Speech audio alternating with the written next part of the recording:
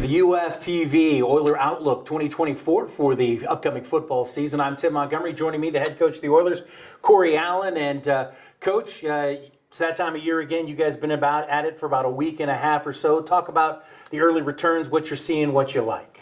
I think anytime you come into camp, it's a blend of old and new, and getting that all on the same page. We talk about in our program being one team.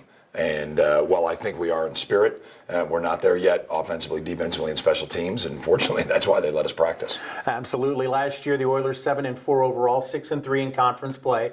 I know you guys have thoroughly dissected last season. As you look back at it, what were your takeaways from that? And then how did that affect your offseason? Well, I think any time that you don't achieve the goals that you set out for yourself, and I think this program is one that has high standards, and so I think that we can acknowledge as a program that we fell short of where we wanted to be.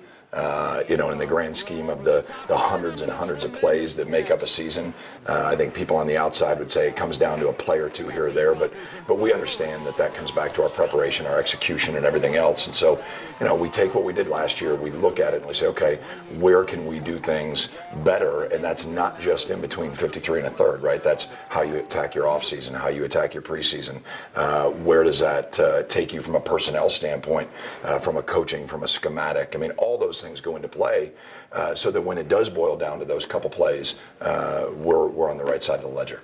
He talked about it blending the new and the old, and let's talk about that. Every year graduation comes along, takes away a lot of players. We could spend an entire hour talking about some of the outstanding players you've lost to graduation here, but everybody has to deal with that at the end of the day. Talk about, though, in general, those players and what they've left behind to the Oiler legacy. Well, I think that the first thing that they left behind in the overall Oiler legacy, they're cemented. I mean, these are some of the greatest human beings: Brendan Perry, Jeremiah Jackson, Mike Rigerman, Mike Jarrell, Brian Benson. And even though we had them for a short amount of time, Alec Bornhorst. These are guys that were all in, and they were orange and black. There's no doubt. Now, from a schematic standpoint, it's really nice to be able to put film on from the past when you're teaching these new guys and go, it needs to look like this.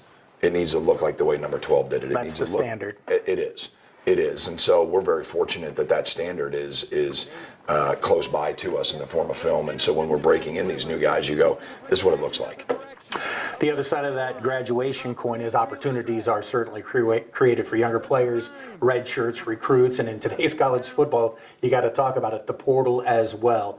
Talk about some of those players that are looking to take that step in to be the next chapter in that legacy. Yeah, I think it's a really good blend of guys that we've grown up in the program, what you would call homegrown, and then there's some guys that have taken the opportunity to join what we're doing here at the University of Findlay because they see it and they believe in it.